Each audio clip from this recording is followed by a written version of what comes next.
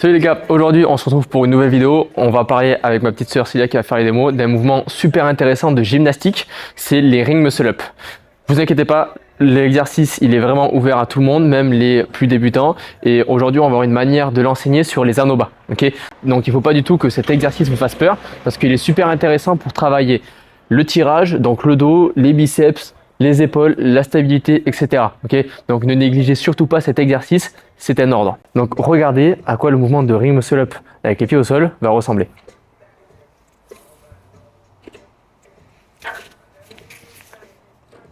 Ok, donc avant tout, déjà il va falloir placer les anneaux.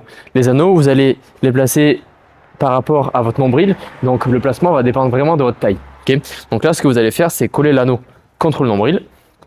Et là, le bas de l'anneau doit toucher à peu près le nombril. Okay, la deuxième chose qu'on va devoir faire avant de faire le mouvement, c'est de placer les anneaux en termes de distance. Okay, donc là, ce que vous allez faire, c'est mettre un avant-bras entre les deux anneaux, tendre les doigts et voir si vous avez la bonne distance. Si vous avez la même distance ici, par rapport à là, alors les anneaux sont bien placés. Maintenant, ce que vous allez faire pour placer vos athlètes déjà en position de départ, c'est de leur apprendre à faire le false grip.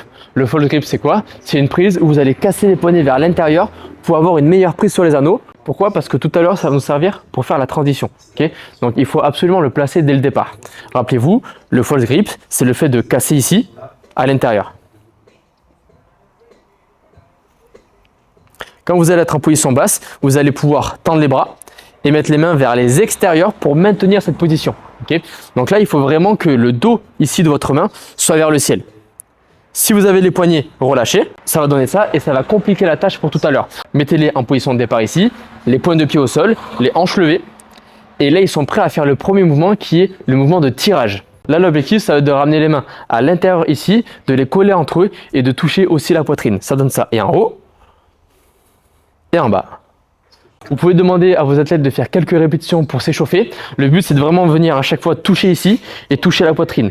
Vous pouvez demander aux athlètes de céder des jambes pour monter si jamais c'est un mouvement qui est un petit peu dur. Deuxième chose, si c'est un mouvement qui est un petit peu dur pour vos athlètes, augmentez la hauteur des anneaux pour l'instant, ça sera plus facile. Après avoir vu le tirage, ce qu'il va falloir faire maintenant, c'est le mouvement de transition. Le mouvement de transition, c'est quoi? C'est un mouvement où vous allez passer d'une position basse avec la tête et les épaules sous les anneaux à une position où la tête et les épaules passent au-dessus des anneaux. Donc le mouvement de transition, vous allez le faire après le mouvement de tirage. Regardez, ça va donner ça. Tirage et go! Donc là, les épaules et la tête sont bien passées au-dessus. La chose importante sur ce mouvement-là, ça va être de garder bien les anneaux proches de soi pendant toute la phase de transition et aussi de mettre de la vitesse sur le passage. Pourquoi? Parce que ça va faciliter ensuite pour faire la transition sur les anneaux intermédiaires et sur les anneaux hauts. Donc mettez de la vitesse directement. En haut et go! Au moment de la transition, veillez bien à ce que les athlètes finissent avec les anneaux collés contre le corps ici et qui ne bougent pas. Okay, nous, ce qu'on veut, c'est des anneaux qui sont stables. Pourquoi? Parce que vous allez forcer avec votre dos et vos épaules. Gardez bien les anneaux proches de vous, ça va vous aider pour la suite. La suite, c'est le mouvement de poussée. Donc, je viens faire le tirage, je fais le mouvement de transition et ensuite, pour finir le mouvement, je viens pousser les anneaux vers le bas en activant mes épaules au maximum vers le sol, en appuyant, en serrant les abdos pour finir sur la pointe des pieds et avec les bras tendus. Regardez, ça va donner ça. Tirage, go. Donc là, je suis en position pour tendre les bras et go. Et je tends. Si jamais vous avez les anneaux un petit peu hauts par rapport à vous, vous pouvez les descendre pour garder les pointes de pied au sol ou alors mettre une plate pour être plus stable. Si jamais vous êtes à l'aise sur ce mouvement-là, alors venez pousser directement et attention que les anneaux restent bien collés à vous pendant tout le mouvement. Dès que vous avez enseigné ce mouvement-là à vos athlètes, le tirage, la transition et le mouvement de poussée, vous allez pouvoir alors les faire pratiquer sur ce mouvement-là pour que ce soit un mouvement qui devienne de plus en plus fluide. Regardez, ça va donner ça. Position de départ. Et go!